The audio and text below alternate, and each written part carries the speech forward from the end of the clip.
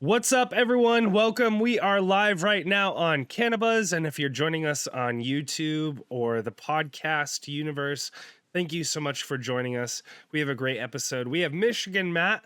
We're going to be talking all about grow. This guy knows how to grow some weed, so we're going to be getting all into those details, plus some updates on what's going on over in Michigan with Matt. So we're going to be getting into that, but first off, we have some business things. First off, I'm getting over a cold, so I appreciate you guys bearing with my kind of raspy voice. And we're also going to kind of lean on JR a little bit to lead the show sometimes. But otherwise, I need to make a shout out to our friends in the CannaBuzz community. Behind me, I have a USPS box full of about 16 packages that I'm going to be sending out to members, free seeds that we're sending out to members.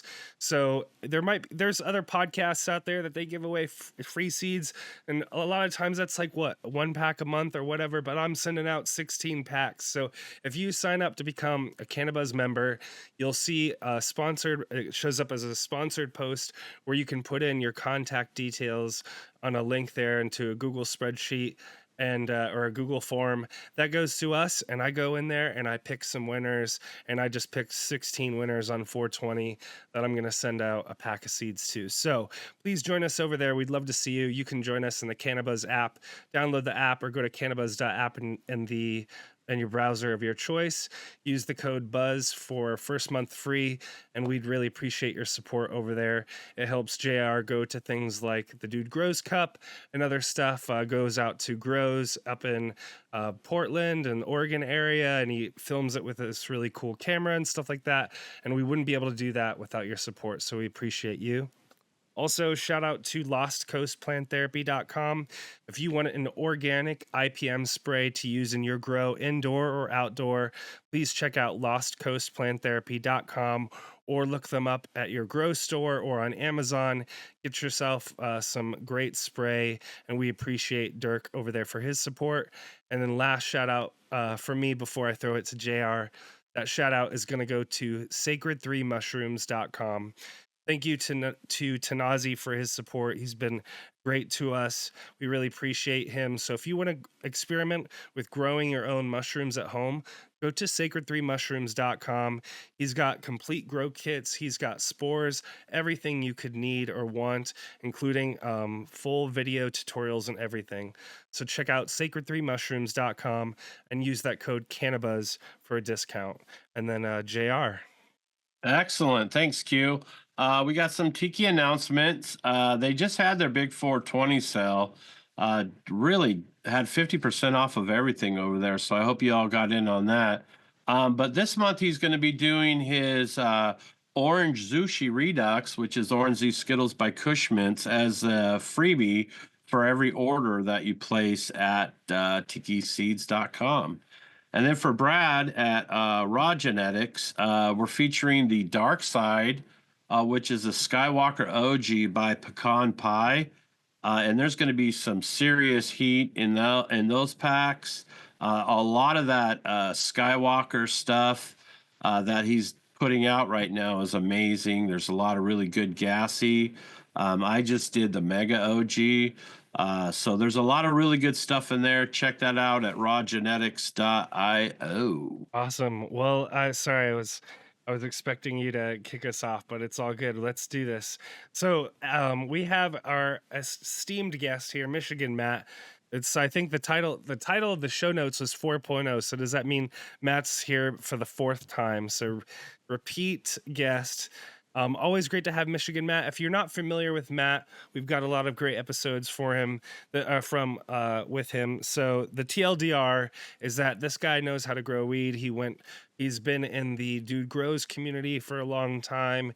He's been growing in the recreational market over in Michigan for a while now, and he's been doing a lot of great work. And so we're excited to touch base with him and get some great grow tip knowledge from him today. Thanks for joining us, Matt.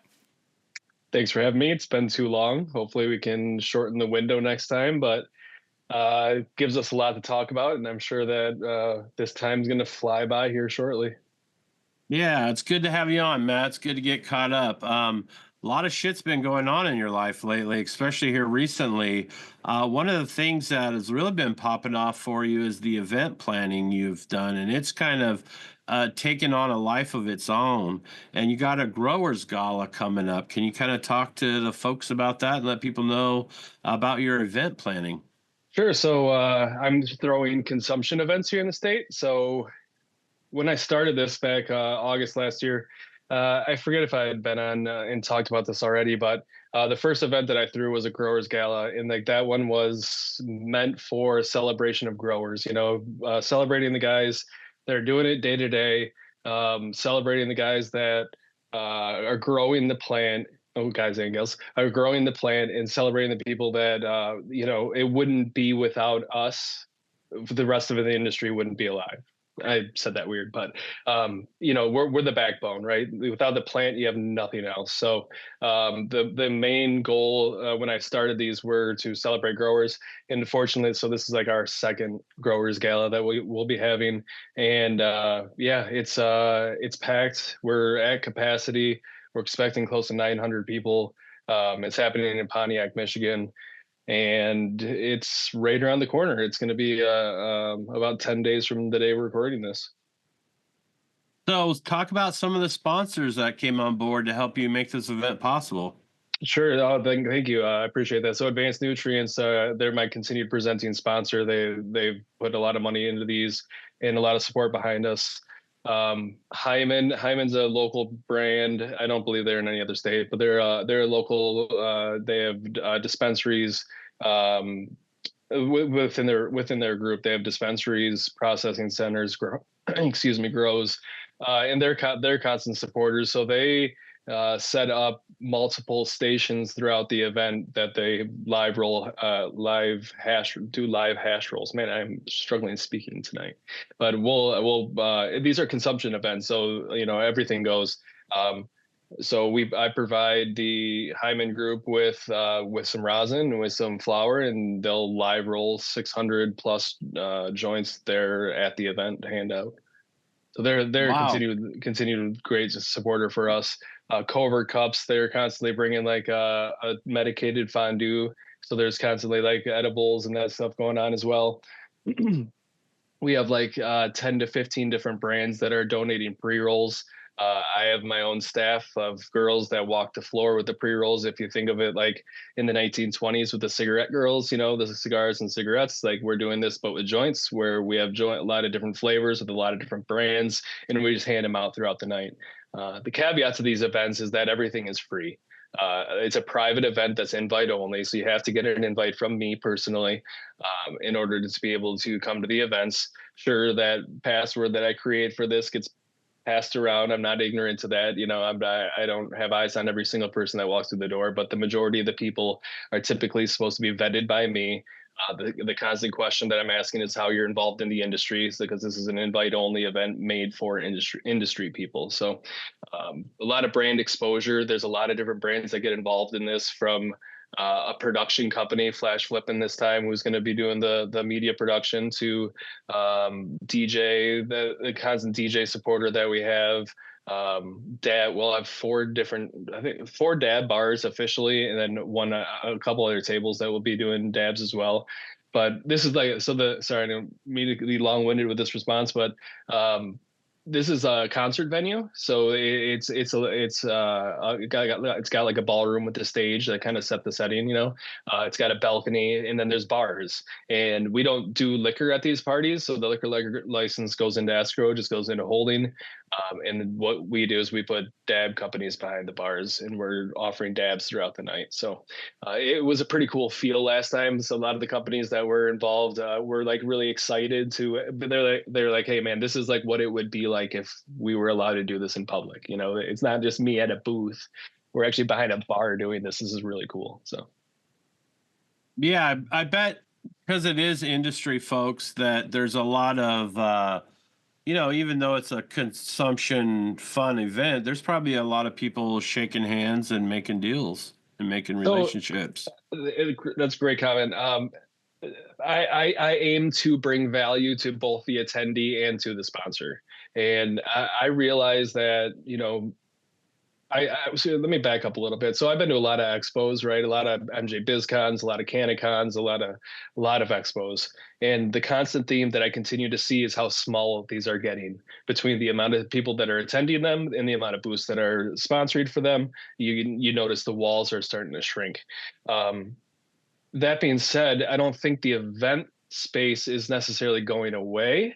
But I'll also understand that, there's a possibility of a cap to what we can do here. So I'm trying to maximize the experience every time that we can, and then every time from one event to the next, innovating, like doing as much as we can to bring something new in that we haven't done before or people haven't experienced before, to help bring that vibe of keeping people coming back.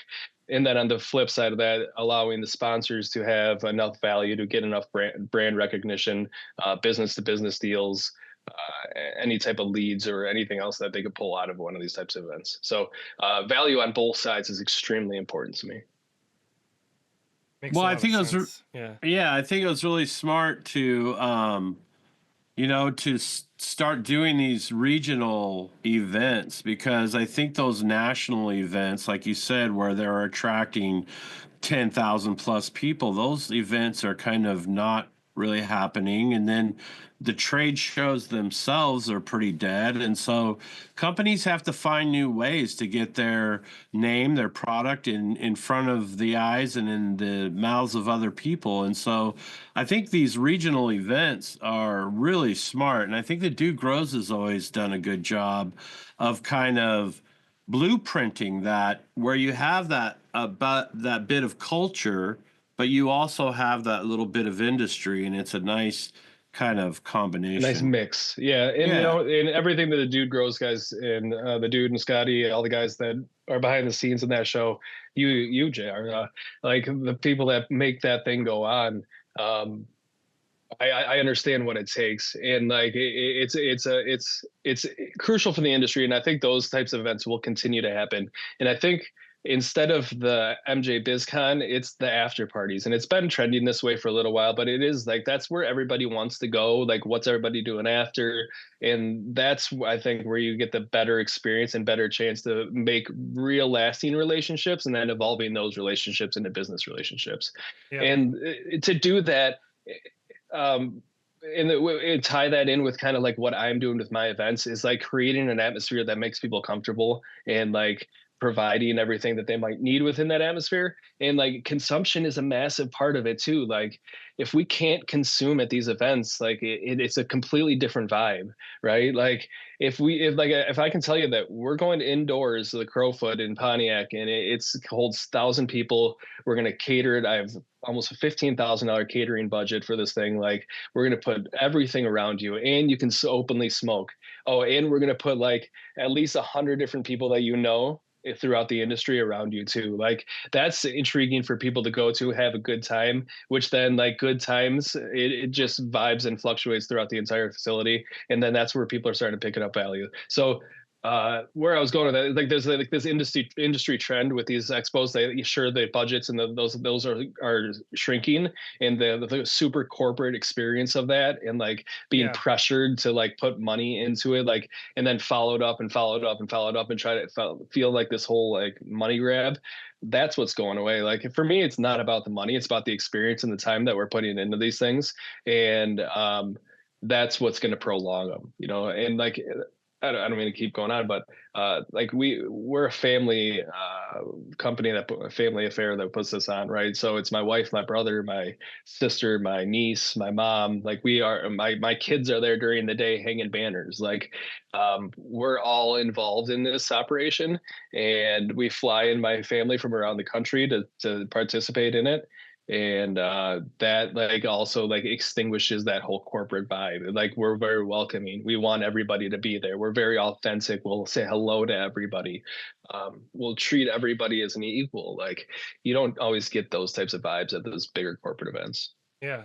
That's really cool. It sounds like in California they have Hall of Flowers, which is basically like a trade show for buyers essentially from dispensaries and whatnot. And I can't imagine that thing is that cheap.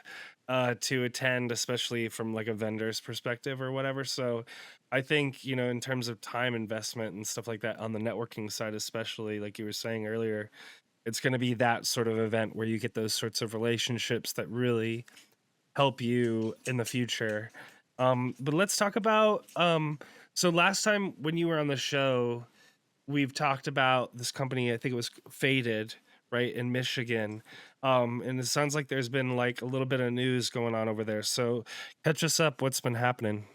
Yeah, just long and short of it is I'm not with the company anymore. We can leave it at that. There's no reason to get into a ton of details, but it's the nature of the industry right now. It's the nature of the business. Money is tight everywhere. And when you're looking at big expenses, it's usually the biggest expense at the top that is targeted. We can just leave it there. But tie it all together throughout the entire industry. Like if people are struggling, businesses are struggling. Businesses that have been in a business for a very long time have been like everybody's having issues with money and worried about tariffs and where this industry is headed.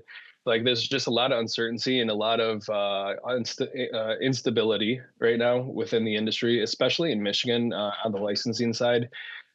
I don't know how well dispensaries are doing, but they seem to be doing all right. Everybody else seems to be struggling, and not only are they struggling, but their bills are on the streets for much longer than the terms that they've been negotiated. So it creates hardships on companies, and there's been a lot of people that are starting to sell. A lot of the people that maybe jumped into it in like 2019 to 2021, at least in Michigan, they're starting to not see the returns they were expecting, and now they're starting to throw their hands up and say, "Okay, it's time for me to get out of here." Yeah. So Yeah. there's a lot of consolidation. I think that's the right word. Yeah. Yeah, it's a common story. I mean, JR, I'll jump in with my little bit and you can jump in too. But uh, followers of the channel might remember last Emerald Cup, last like August, we interviewed these guys for a company called Gremlin. There were some growers. That company filed for bankruptcy 2 weeks ago. They're part of the parent company, which is this big giant NSO that had been rolling up all sorts of different companies, including some companies that were like partially owned by um, what's his face, Mr. Beyonce, Jay-Z, Easy. Jay-Z's companies. So anyways, it's happening out there, man, that these companies, even when they have Jay-Z or other people involved, that they're struggling right now, and we're seeing these bankruptcies just happening all across the country, and they're each in their own different markets for whatever different reasons. I'm glad you brought up that kind of economic turbulence that we're going through. I just think it's been a big change since we last had an episode. We haven't had an episode in a few weeks or so, and since then the economy's just really not been totally awesome, at least from a stock market perspective, and a really shaky time. So I wanted to just highlight real quick before we throw it to JR. I liked what you were talking about earlier with your events and how you're like catering to your local market and kind of finding a niche. I think that's really smart and maybe some inspiration for other folks out there that are looking for maybe a hustle that they can take on, maybe some way that they can provide value. Well, maybe a great way to do that is just focus on your local market and something that you can do there to provide value. But anyways, JR, go ahead. Well, the one thing I think is strange is that people are still smoking a shit ton of weed, more and more and more by the day. So it's not like people aren't buying weed, and so it's so Let's talk about this. You're going down a great path that I want to continue down. So there's a couple things going on, and first, let's talk about like the home grower, right? Like the home grower is not going away. I don't want to put it that way, but there's a lot less people doing it than there was during the heart of things. Like if you want to say like 2015 to maybe 2021 even. It just doesn't seem like that has, and maybe this is just me in a bubble and I'm not really seeing what's going on out there, but with the closure of a lot of grow stores, there just seems to be not as much of it. But also that price per ounce at the dispensary has gone way down too. So with that, it's like, okay, like I used to be able to like hook my neighbor up with a little bit, and help supplement the light bill at least. But Like there's even less of that. You can't even get 100 or like what you used to be able to get anymore. So there's that whole segment of the thing, and then there's the segment of the commercial side, right? In the commercial side, you have two different players, if you want to call it that. When it comes to growing commercial cannabis, there's the people that do it for quality, there's the people that do it for quantity, and like sure you have your hash makers and stuff like that, all like the little guys, the micros in between, but those are the two typical. It's biomass or quality, or like and like I said, they can bleed together, right? Let's just call it the left and the right, right? The spectrum, and there could be a lot in the middle, but typically those are the two reasons, and the guys that are really doing it for quantity are doing it with like these MSOs, these 1,000 lighters, these things that are harvesting 2,500 lights a month. You know, those are the guys that are on the race to the bottom to just put out biomass and whatever that biomass is used for. The guys are also the guys who are backdooring shit tons of weed and crashing the market as well.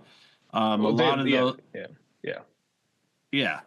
And so it's like they're just shooting themselves in the foot to some respect because they're so desperate to get rid of their quantities that they're just really, just shooting themselves in the foot. And it's creating a situation where, they've got these dispensaries advertising $40 ounces. Yeah, most of it is, like you said, biomass, but it's still, it sets a precedence and it makes it tough for folks. How much I know recently Hey, before you go into that, let me just finish my kind of like spiel that I was going on here. So you got the quality or in the quantity guys, they're like kind of these two different buckets, and the quantity guys are in this absolute race to the bottom.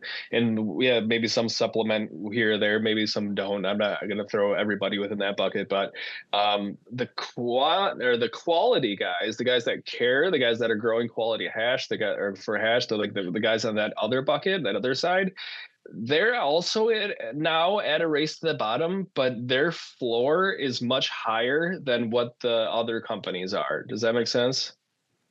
So like, and this is the new trend I feel like that we're going, and maybe I'm just personally starting this, and maybe people have been doing this already subconsciously, but and we're talking about the licensed market here. We're not talking the illicit market. We're talking these guys that are shooting for the best dollar amount on their packs, even pre-packs or whatever pack that you want to call it. And they care about putting a quality product out there, and they care about marketing, and they care about having a good brand, and they have more of a window to go a little bit higher in their bottom line. So that allows them to produce a higher quality product. But now they're concerned about like, what's that floor? Like how far can we lower that floor, but still maintain that high quality product too? And so recently in Michigan, you guys had even more tax increases on your commercial side of things. And they're just saying that kind of hands things off to your open market. Well, the 32% or whatever that was threatened, I don't think ever went into place, and like it was more of a negotiating tactic than anything. That was never going to pass. That was something that would have had to have had a super majority in order to be written into law, which it wasn't going to happen. If that's what you're referring to. Yeah, I just had seen a post that they were projecting increasing your guys' taxes even more on the commercial market, which was just going to hand things over to the caregiver market and to the open market. We'll see when it comes. I don't know. The commercial market's not going to go anywhere. If anything, there's going to be more consolidation, and then when the hedge firms are allowed to come in, they're going to come in mass buy. So that's really what the projection that I see over the next 5-10 years. It's unfortunate. Like that's what, like, it's important. Like, and that's what my company did not do, or my former company did not do. They did not put any money into marketing, not $1 into marketing. And when you don't do that, you don't have as much of a survivability scale. Like these guys that market, they were like, let's just say some of them were not growing as good a quality weed as flower as I am, but they're demanding $300-400 more per pound because they have a brand behind them. They have brand awareness. When a person walks into a store and sees XYZ brand, they're like, oh, I've seen that. I've seen that in the Reddit forums, or I've seen that on Instagram or whatever it might be. Like the Yeah. Michigents Reddit forum has 70,000 people in it. Like that's not a small number whatsoever, especially when you're out there and you're marketing a good product. Yeah, I'm a Reddit nerd myself, and I've found like the Bay Area Ent is the one that, because I'm in San Francisco Bay Area, and I've seen that one, and people, there's one dude or two people in particular that they post like reviews of strains in there, and that'll drive people to go, oh, where do I get this or whatever. It's just like one bite pizza, right? Yeah, yeah, Like you get a good rating and then boom, you're gonna have a flock to you, and then all of a sudden you're demanding a good price, or you go win a cup. Like go win a cup and see what it does to your price, and you're Yeah. and you being able to drive your own demand, especially if you're smaller scale. Yeah. Yeah. There are certain strategies I see that do pay off better than others as far as like brand affiliations and marketing. And like when I say marketing, I don't mean it as like the devil marketing. I'm not talking about like old school, even though I'm with them, old school advanced nutrients, right? I'm talking about um, putting your product out there and just making a brand awareness. Like it doesn't have to be flashy. It doesn't have to. It just has to, or then you just have to have a product that stands behind your brand. And knowing that momentum too, because it's like you've got to kind of keep that upward momentum going at almost at all times. Otherwise, you'll just plateau and then you'll get forgotten. Yeah, I agree. It's like just kind of tied it all together. It's just tough right now. It's tough on everybody. And like if you're in this and you're struggling, just weather the storm. Like just keep going, just keep pushing through. And then like we talked about with my events and what Q mentioned earlier, like carve out new lanes, carve out new niches, like find something else that you can get yourself into that you're also good at, but doesn't take up all your time, so you can still grow or do whatever else it is that is your passion. for sure. It's yeah, I don't have much else to say. I won't add on anything there, but I know we had some questions that we were going to get into on the grow side. We know a lot of viewers of the show, they're growers, and so they love to get pro tips. So JR, did you want to kick off a veg section of questions here? Yeah. Yeah. I'm excited. I haven't like done this in a while, so I'm excited to see if I am still in my craft. Let's see. Let's go. Good. Let's go, buddy. So first we're going to talk propagation. At this What's former that? did you guys get around to having moms and doing propagation? If so, how did you get down? I grow big moms, so I grow moms that are able to get 100 cuts off a plant, minimal, sometimes 200 off of one plant. It was let's start. It's hard to always figure out where to start when you talk moms. Like, so I try to start when I'm selecting my moms. And then when selecting my moms, I'm typically doing it out of a batch of veg that I'm working with. And when selecting the mom with a certain strain, I'm selecting typically the most vigorous and symmetrical plant that I can. So like let's say on a home grower scale, you're growing 12 plants and you have 6 plants of 2 strains. Yeah, that math heads.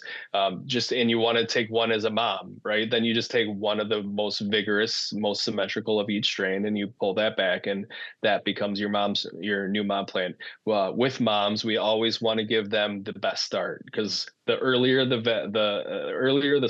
younger they are, the more vital the importance of their life is. So like clones being babies, like that, the importance behind clones.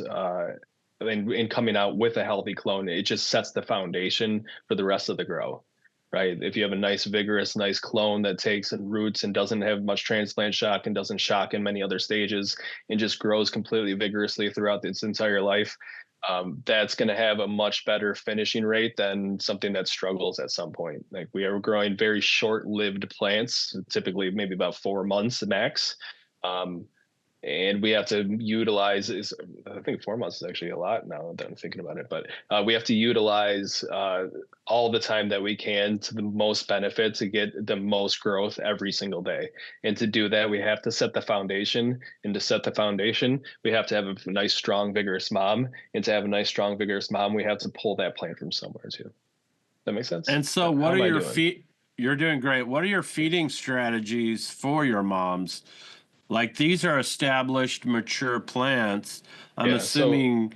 it Yeah, go typically, ahead. my moms will get the same veg cycle that veg plants will get, up into the point. So just going through my process, this isn't applicable for everybody, but this is what I did. I went from a 1 gallon. I would grow that 1 gallon for 2 weeks before I made my selection. Then I make my selection, and then it goes in. It stays in that 1 gallon. All the other 1 gallons get transplanted like the next day after the 2 weeks, so the 14th, 15th day. That 1 gallon will stay another 3, 4 days, get a little bit more rooted out, get a little bit more vigorous, and then I'm putting that down into a 10 gallon pot. At the 10 gallon pot, I'm feeding. So this is something with like a higher field capacity. Field capacity meaning it holds more water, right? So this is something that has a little bit more peat. This is I'm sorry, Tupper is what I use. Tupper from Royal Gold. It has a little bit of peat in it, so it has a little bit more holding capacity. It holds a little bit more water. It retains it longer, so it gives me more forgivability versus like a fibrous cocoa, which will have a lower field capacity, or something like Rockwool, which will be very low. I believe I'm saying low and high, right? Anyways, the fibrous will dry back faster. You'll need to water more often. You need to be a little bit more on top of your game. I like the little bit more forgiving. I like to protect myself against fail points. So I choose to use Tupper, which gives me the faster dry back like a cocoa will. It'll be applied as cocoa, like my methods to it, but it will also act a little bit with the peat base where it holds and retains a little bit more water.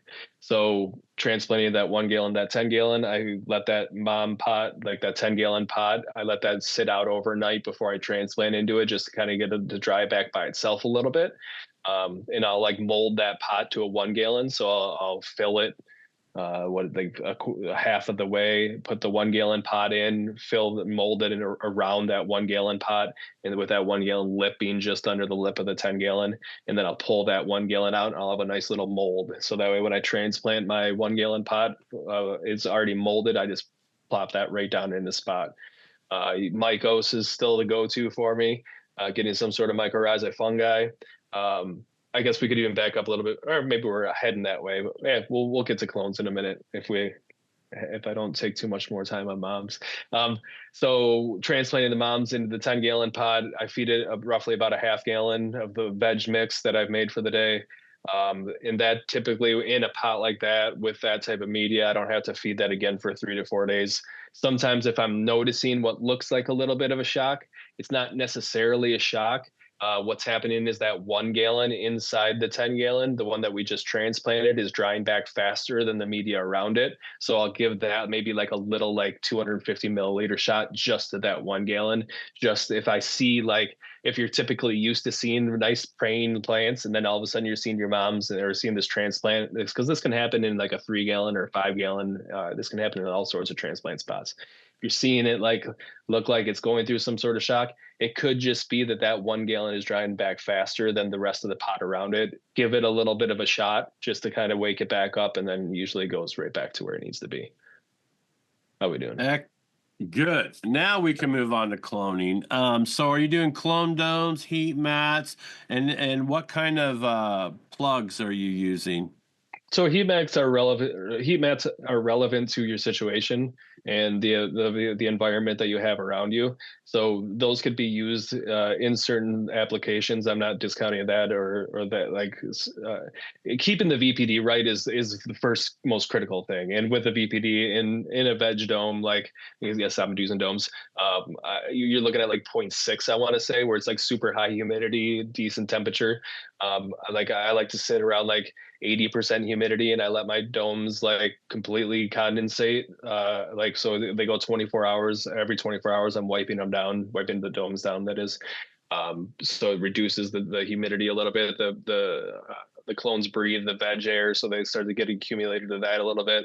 And then slowly, as we start to get a little deeper into the cycle, we'll open the flaps on the domes, so that way the moisture content goes down, or the humidity content goes down a little bit. So yeah, I'm a plugs guy, or like a root riot kind of guy. Like I like the peat plugs. Cocoa plugs work too. They dry back a little fast for me. Rockwool can work too. That dries way too fast for me. And then cloners there's just too many fail points. The pump can go out, you can lose power, the pH can swing, the temperature can be too little or too high or too low. There's so many things that can go wrong with a cloner that I'm just like, if I ever see it, I'm like, please just like think about simplifying and what happens if. Yeah.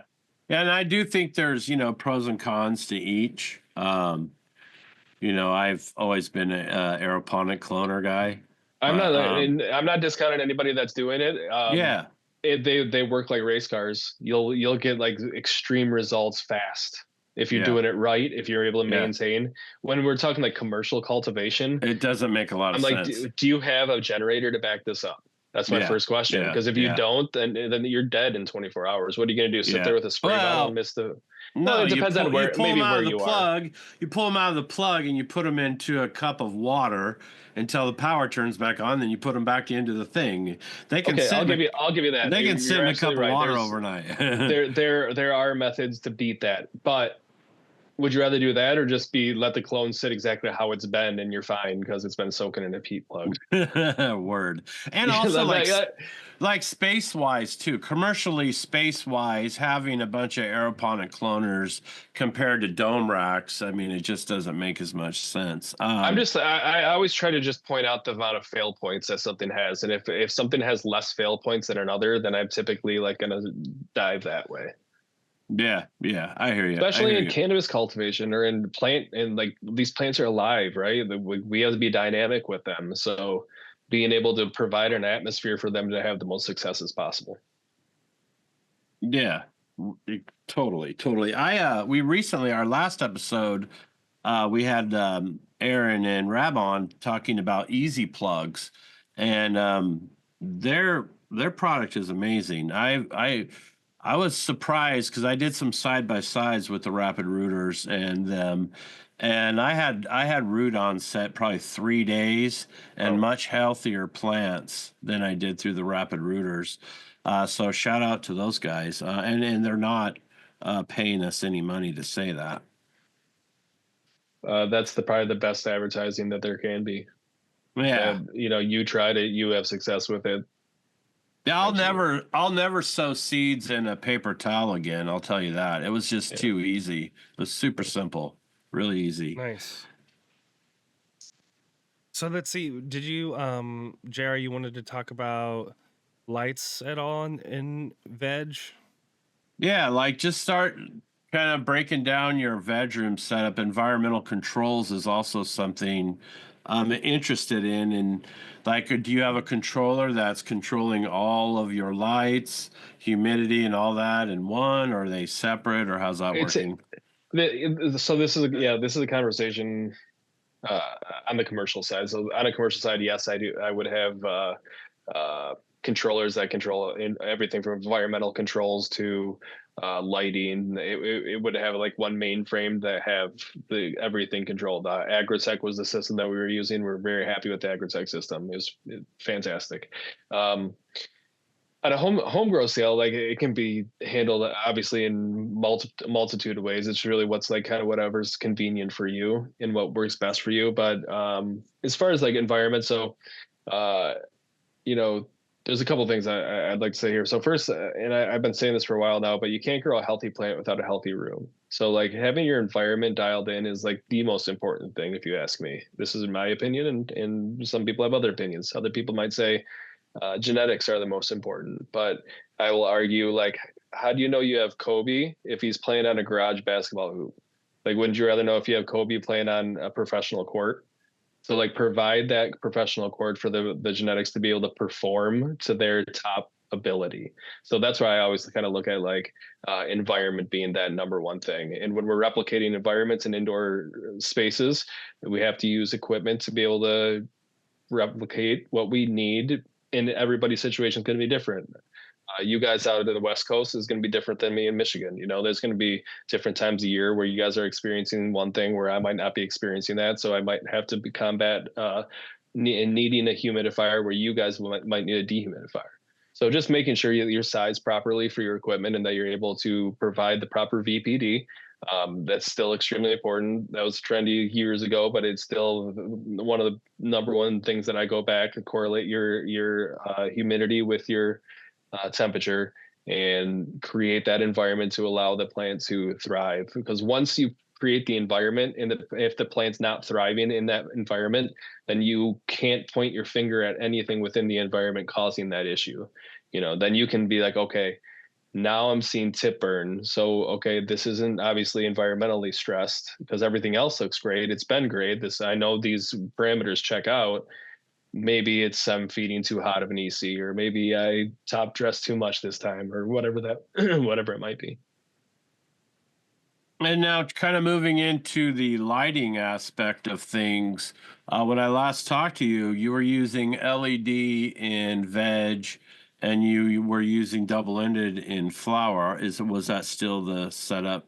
Yeah, that was still the setup, and then we actually just started introducing under canopy. Unfortunately, I didn't get to finish the trial run, but what I was seeing was pretty impressive. We went with the Thrive Agritech bars. These are like more of a full spectrum light versus the Favens or the Foes that are a little bit lean a little bit more far red. I believe those companies also offer a full spectrum, but actually, so here's a quick fun story. In 2016, Thrive, they just transitioned from Transcend lighting to Thrive.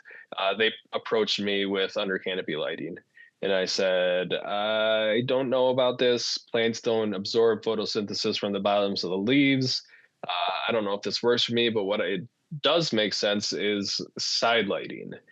Because side lighting is obviously getting a more direct path of light straight to the plants, and then those rows of plants that don't get the cross lighting from my HPS, they were struggling. So, what one way I thought of boosting that up was through side lighting. Now you can't necessarily apply side lighting to commercial cultivation with fire codes and other restrictions. So the best way to combat that would be to put the light underneath the or on the table. Light equals energy, energy equals mass. Like you're going to produce more flower by having more light within the room. So it just made sense to try it. And then seeing what I saw, the reason that I went with a full spectrum light versus a far red light was because I grow under HPS.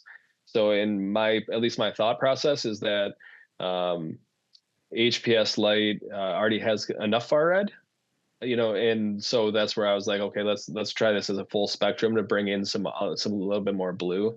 Now I understand like the other tricks that you can do with far red by like putting your plants to sleep and things like that. So there are other added benefits by using that, but yeah, that was just my concept. I'm not sure if I'm right or not, but that was the concept that I applied.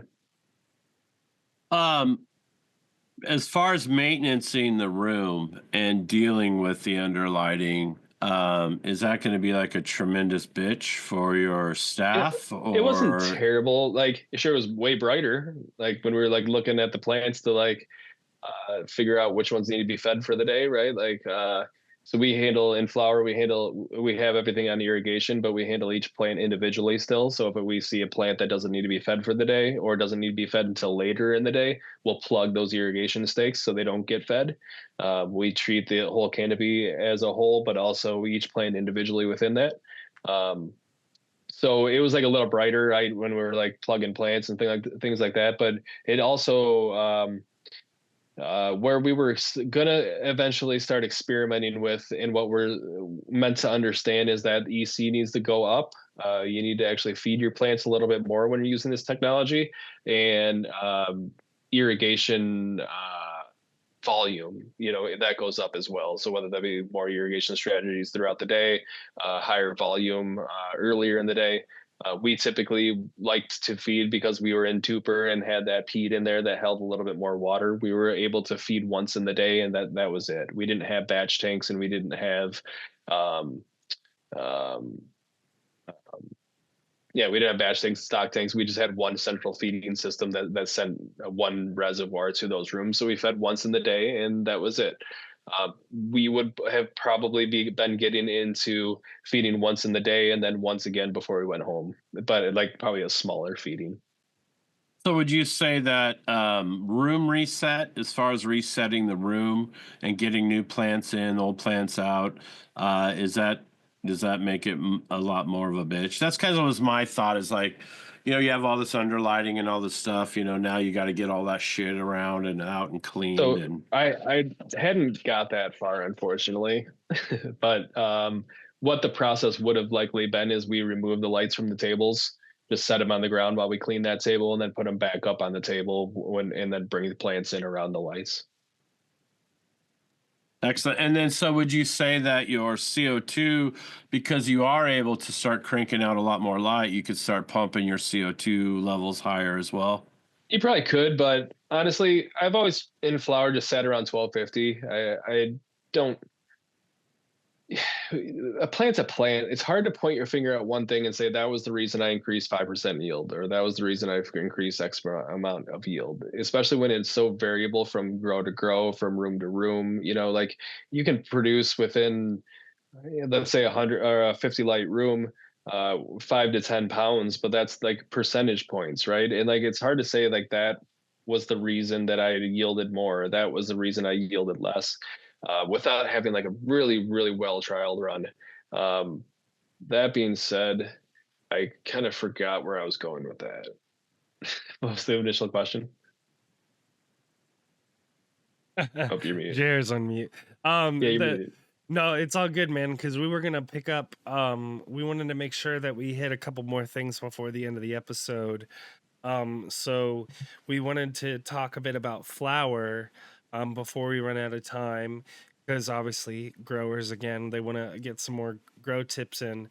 So let's start with pot size. What are you doing on pot size and flower?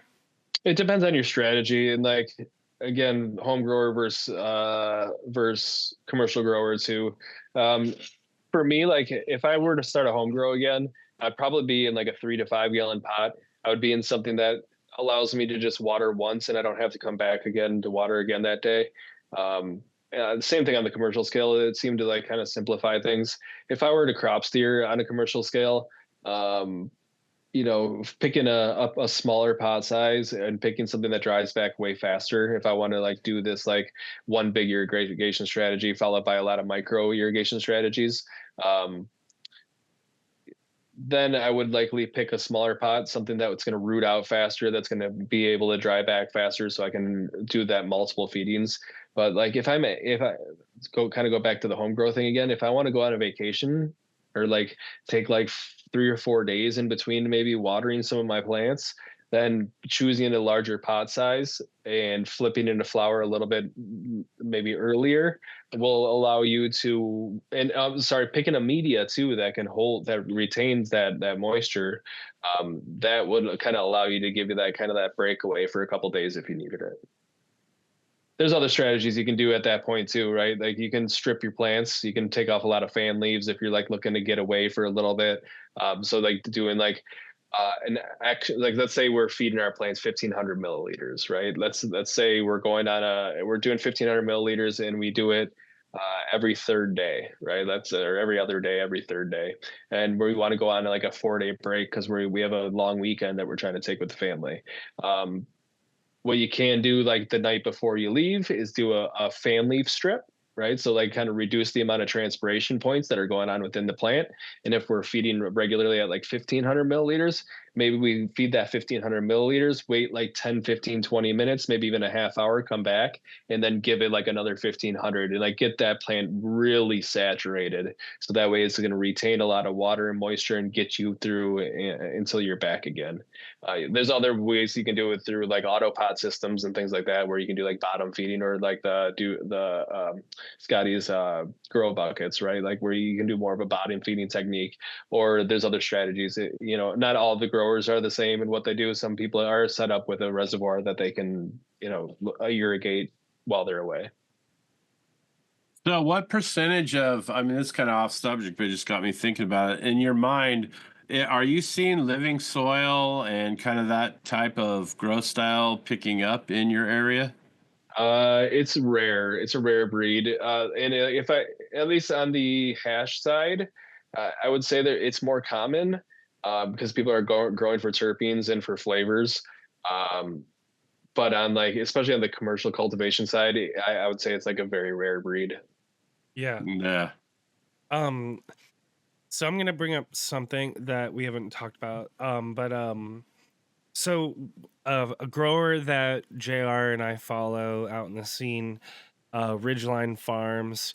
We noticed, he's winning awards. Actually, we got some seeds that have Riddles, which is one of his strains, in it, and he's been winning awards. And you'll notice when you follow this guy, he's growing up in North and Humboldt, but he's growing with advanced nutrients. And we're like, wow, that's like a little bit of a curveball. And then, you've been using advanced nutrients, or at least I know you work with them a little bit. So I'd love to hear just kind of like, um, I guess what are people using that you suggest that you think are people having, or I'm not articulate either today apparently. What is the stuff that people are having success with is what I'm trying to ask, that on the kind of advanced nutrients ends of things. So, I want to make it very clear that I understand the way that nutrients used to be with their marketing strategies and their deployment of multiple bottles. I also understand that not everything is necessary. You can tailor your own thing, so like it allows you to kind of pick and choose what you want to use. Um, for most of the people that are doing commercial cultivation with advanced nutrients are now using our 3-part powder, the cultivator series, which is the grow, base, and bloom. Using that, which compared to our competitors, and this is in a non-biased sense, but compared to our competitors, we are very affordably priced. Um, which is very, like we talked about earlier, when we have these races of like the high quality grower that's trying to like lower his bottom line, sometimes making little cuts and these things help.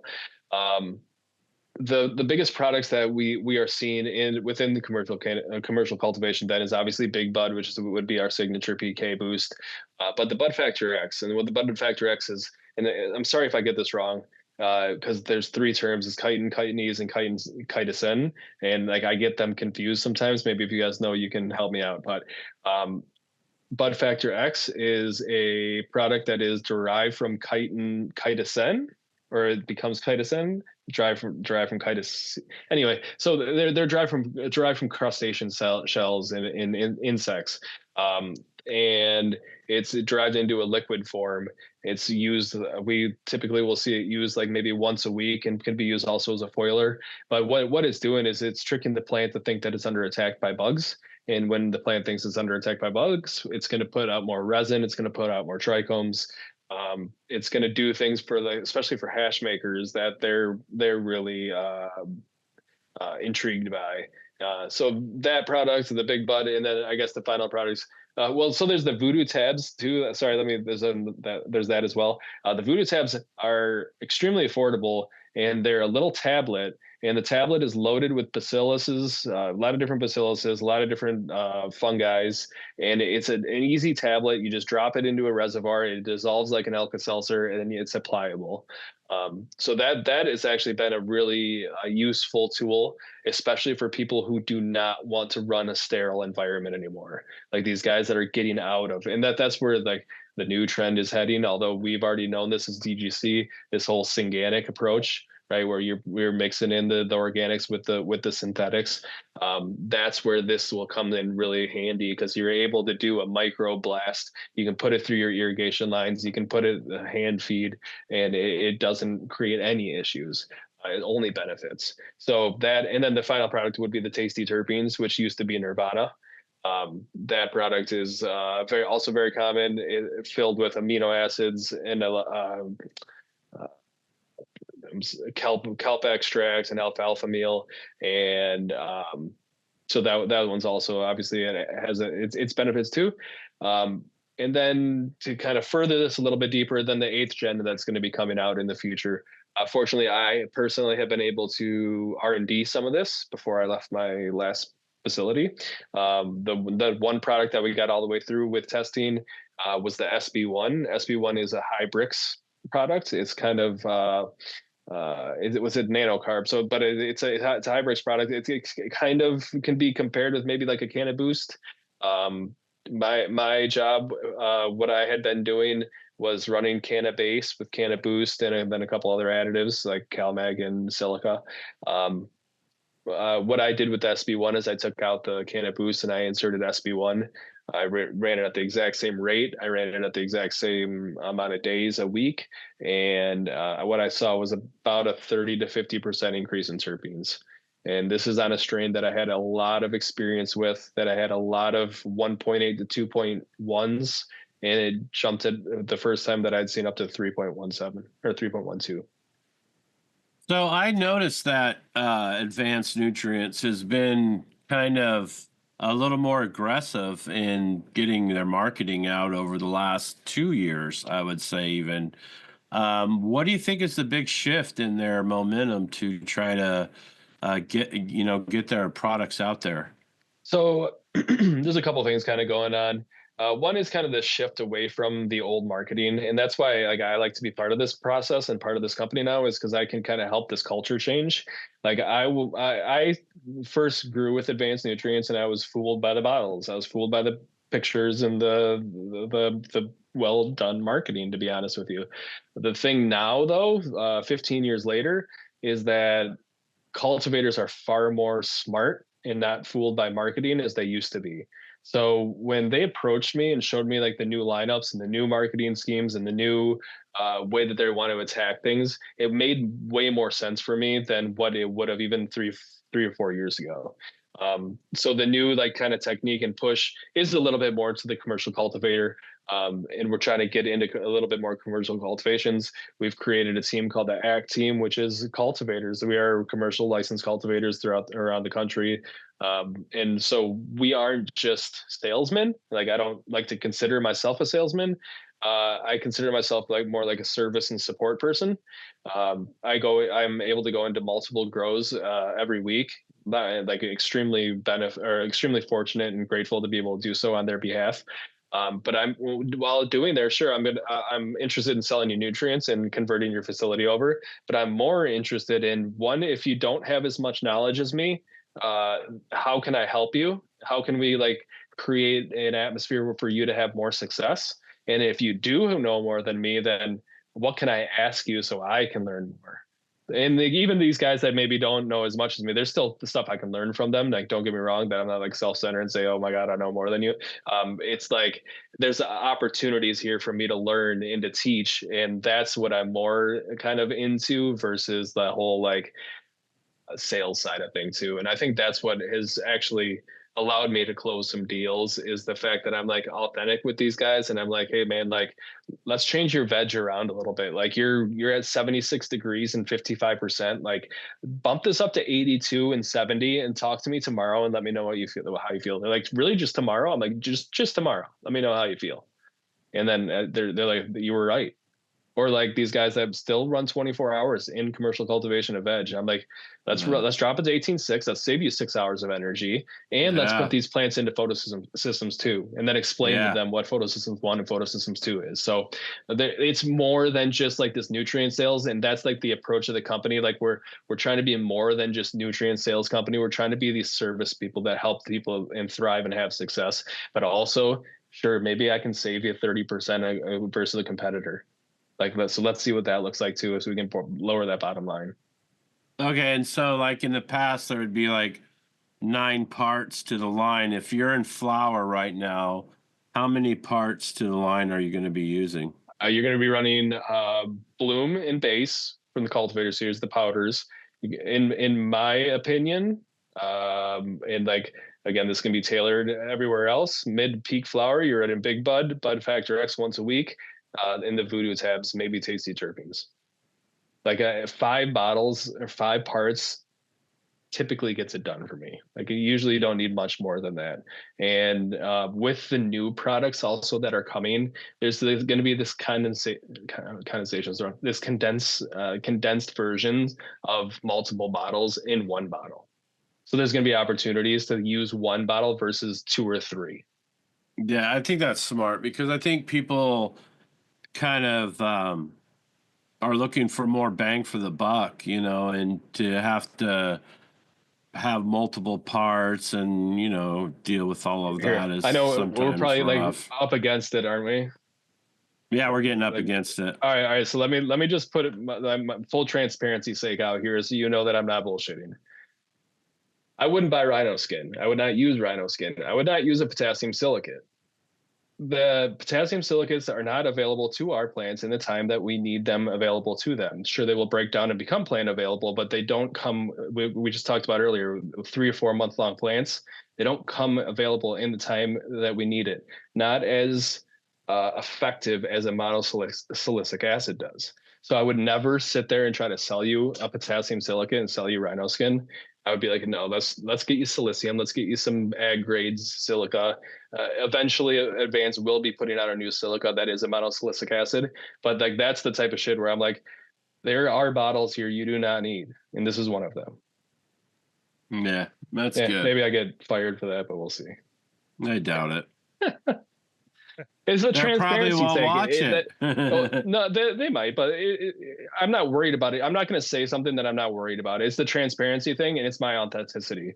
Like I'm not going to sit here and bullshit somebody and lie to them, and then I have to be held accountable for that. Like I'm going to give you my most authentic self, and I'm going to give you the most authentic version that you can get. And if I don't think you need something, I'm going to tell you, hey, you probably don't need that. Save the money.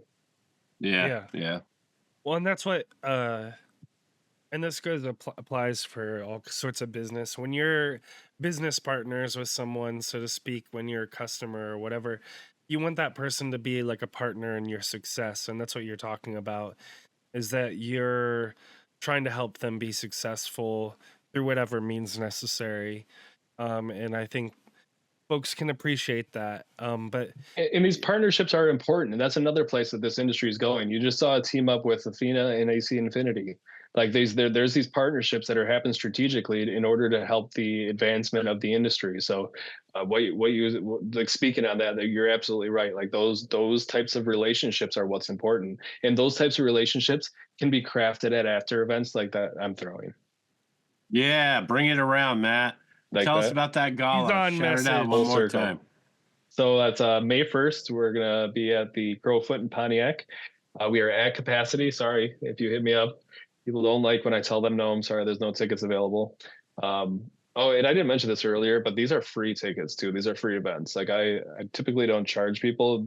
Some people, or at a certain point, I might run out of tickets and have just a few more charged left to make up some budget. But yeah, May 1st, Growers Gala, almost 10 days away. Super excited to host everybody. This is a spot in a place where I step extremely out of my comfort zone, and I'm socially active with like 800 people. So if you see me, please say hello. If you see me on here and see me there, please mention that too. I'd really appreciate it. Yeah, me too.